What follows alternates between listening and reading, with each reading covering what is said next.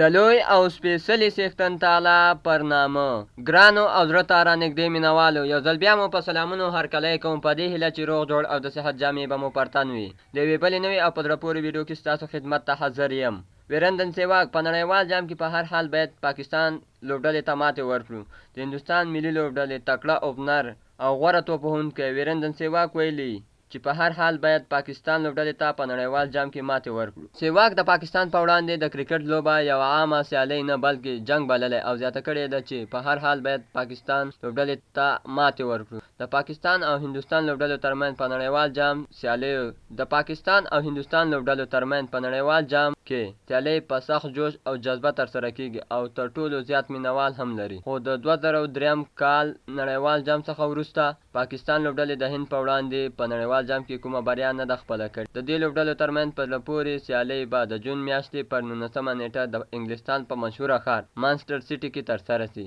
د هند تر ولکې لاندې کشمیر کې د پولیاما پیښه او د هند الوتکې غورځېدلو او پیلوټ نیولو څخه وروسته یو شمېر هندي لوبغاړو چې هربجن سنګ او سېواګ پکې شامل وو د پاکستان په وړاندې هند کرکټ بورډ ته له نړیوال جام څخه د بایکاټ کولو مشوره ورکړې وه. په دې لړۍ کې د هند کرکټ بورډ پر پاکستان یو شمېر تورونه هم پورې کړل او آی سی سی ته یې شکایت وکړ، خو د کرکټ نړیوالې شورا لخوا یې دغه غوښتنه ونه منل شوه. سېواګ ویلي که د پاکستان په وړاندې سیالۍ ترسره نه کړو، موږ باید خپل هیواد شخصي ګټې په پام کې ونیسو او په سوچ او فکر پریکړه وکړو. سېواګ چې یو شمېر ریکارډونه په خپل نوم لري، اوس له کرکټ څخه سیاست ته تللی. د یو خبریال پوښتنې ته په ځواب کې وایي چې په کرکټ کې یې د پیسو په بدل کې تړونونه لاسلیک کړي، په سیاست کې یې هم کوي، خو البته تړون باید له 1 میلیون هندۍ روپیو کم نه وي. په کرکټ نړیوال جام کې دا وار د 1992 نړیوال جام قانون یو وار بیا